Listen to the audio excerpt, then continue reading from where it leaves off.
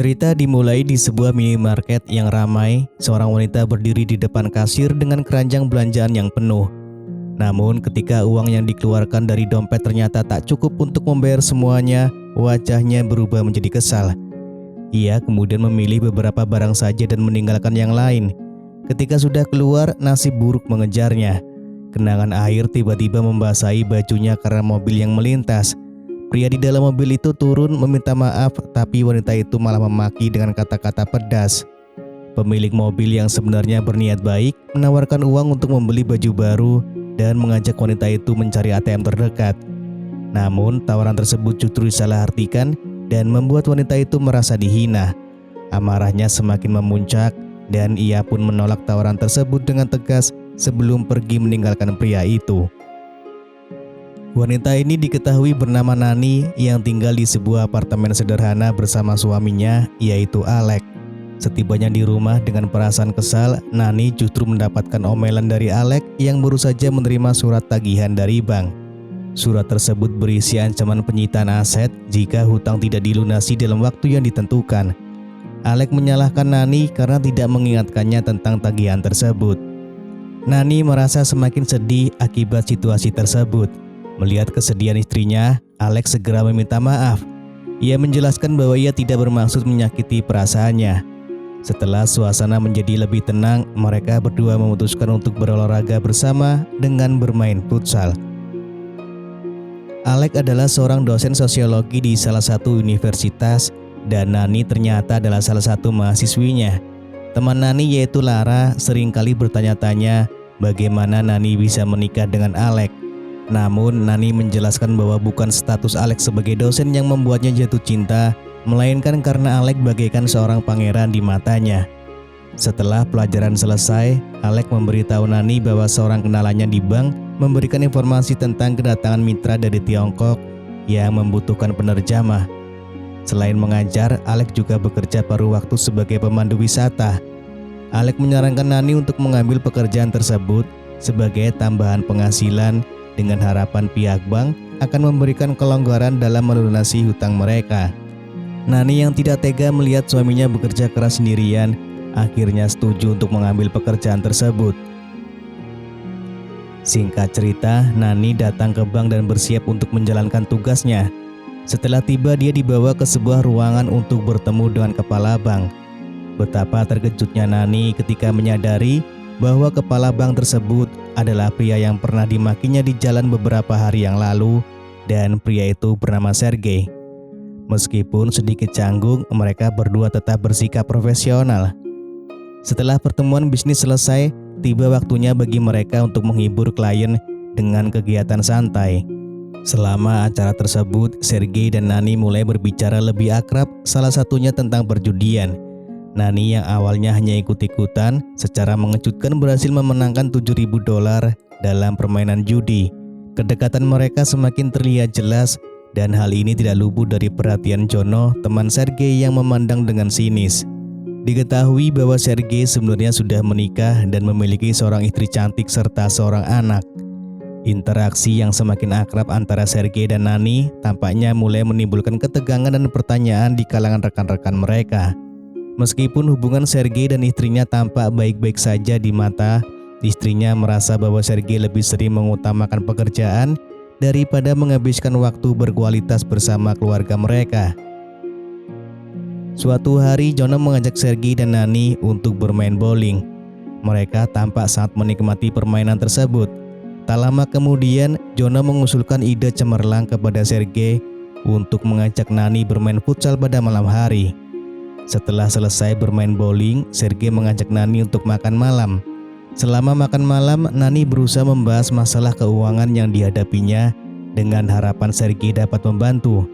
Namun Sergei menolak membahas pekerjaan dan dengan sopan mengajak Nani untuk bermain futsal. Nani merasa terhina dengan ajakan tersebut dan langsung meninggalkan tempat itu. Sebelum Nani pergi, Sergei menegaskan bahwa ia tidak akan membuat ajakan tersebut jika ia tidak benar-benar tertarik padanya. Ia juga mengatakan bahwa Nani bisa menghubunginya kembali jika ia berubah pikiran di kemudian hari. Setelah kembali ke rumah, Nani menceritakan pengalamannya di kasino kepada suaminya. Namun sekali lagi, Alec mengomelinya karena menganggap Nani gegabah meskipun telah memenangkan permainan. Nani merasa tertekan karena seringkali disalahkan atas tindakannya. Suatu hari mereka kembali mendapat teguran dari pihak bank. Nani kemudian teringat bahwa masih memiliki nomor telepon Sergei. Meskipun ragu, Nani memutuskan untuk menghubunginya demi membantu suaminya. Mereka berdua sepakat bertemu di sebuah hotel di mana mereka saling memahami situasi. Tanpa diminta, Sergei dengan sigap menghubungi pihak bank untuk meminta perpanjangan waktu pelunasan hutang Nani. Nani lalu dengan rela menyajikan kue serabi sebagai ungkapan terima kasih kepada Sergei. Setelah bertemu dengan Sergei di hotel, Nani segera pulang agar tidak menimbulkan kecurigaan pada suaminya. Sesampainya Nani di rumah, Alec dengan senang hati menceritakan kepada Nani bahwa pihak bank memberi mereka kelonggaran waktu dalam melunasi hutang. Namun, Nani tampaknya tidak terlalu bersemangat dan meresponnya dengan sikap yang biasa saja. Di sisi lain, Sergei pulang ke rumah dan dihadapkan dengan kecurigaan istrinya karena mencium bau parfum wanita. Beberapa hari kemudian, Sergei tiba-tiba menelpon Nani dan mengajaknya kembali bermain futsal. Sergei menjelaskan bahwa ia sudah mengatur waktu dan tempat untuk mereka berdua. Namun Nani menolak ajakan tersebut. Meskipun demikian, Sergei bersikeras akan menunggu Nani di tempat yang sudah mereka sepakati. Nani akhirnya memutuskan untuk pamit kepada Alec dan pergi menemui Lara. Namun tiba-tiba dia teringat bahwa hari ini adalah hari yang dijanjikan oleh Sergei. Setelah berpikir sejenak, Nani memutuskan untuk membatalkan pertemuan dengan Lara dan memilih untuk menemui Sergei. Ketika tiba di hotel, Sergei sudah menunggunya di lobi. Tanpa menunggu lama, mereka berdua segera berangkat untuk bermain futsal. Setelah merasa nyaman bersama, Sergei mengatur waktu untuk bertemu Nani lagi. Saat hari yang ditentukan tiba, Nani sampai di lobi hotel dan terkejut karena Sergei membatalkan pertemuan mereka tanpa memberitahunya terlebih dahulu. Nani pergi dengan banyak pertanyaan di benaknya. Ternyata Sergei membatalkan pertemuan itu karena tengah sibuk mengurusi anaknya yang sakit. Hari demi hari berlalu tanpa kabar dari Sergei kepada Nani. Ketidakpastian ini membuat Nani khawatir dan stres yang pada akhirnya mempengaruhi kesehatannya sehingga membuatnya jatuh pingsan. Alec membawa Nani untuk berobat dan merawatnya, tetapi dalam kekacauan pikirannya, Nani tiba-tiba mengeluarkan pengakuan bahwa ia telah bermain futsal dengan orang lain. Hal ini menghancurkan hati Alec yang akhirnya mengusir Nani dari apartemen mereka. Nani yang putus asa mencoba menghubungi Sergei dan akhirnya bertemu dengannya untuk menceritakan semua yang terjadi. Di saat itulah Sergei menawarkan untuk melindungi Nani dan bahkan berencana untuk memberikannya apartemen sebagai tempat tinggal. Hari demi hari hubungan terlarang ini semakin dalam bagi Nani. Dia merasa mendapatkan hal yang tidak pernah dirasakannya bersama dengan Alec. Begitu juga dengan Sergei yang rela menemani Nani setiap kali ia membutuhkan dukungan. Namun, suatu hari Alec tiba-tiba datang ke apartemen Nani. Di sana Alec mencoba meyakinkan bahwa Sergei tidak tulus mencintainya. Nani menyangkal pernyataan Alec ini, mengatakan bahwa hubungannya dengan Sergei telah membawa kebahagiaan yang tidak pernah ia rasakan sebelumnya.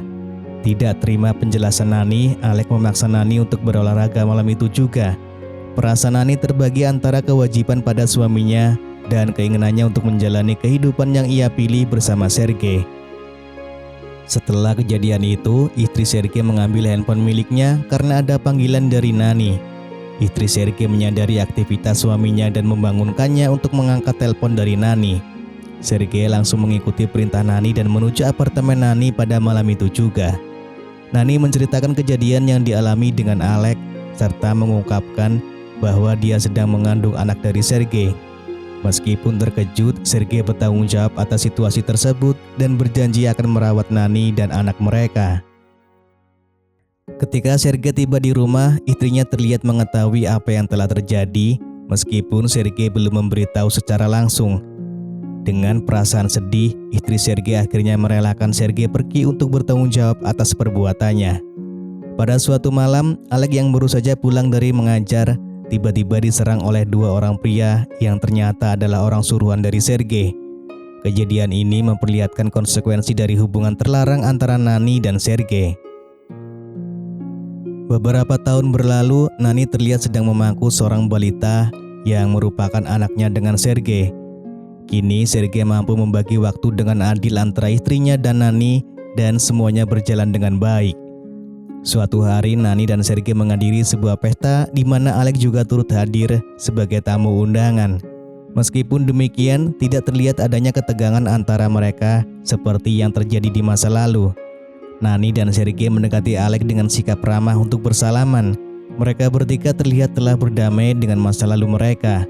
Namun di tengah-tengah momen tersebut, Sergei mendapat panggilan mendadak karena urusan pekerjaan yang memaksa dia untuk meninggalkan Nani.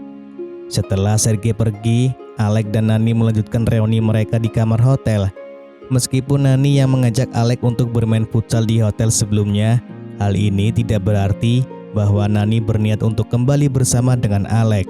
Bagi Nani ini hanyalah sebuah permainan semata. Dan film pun selesai.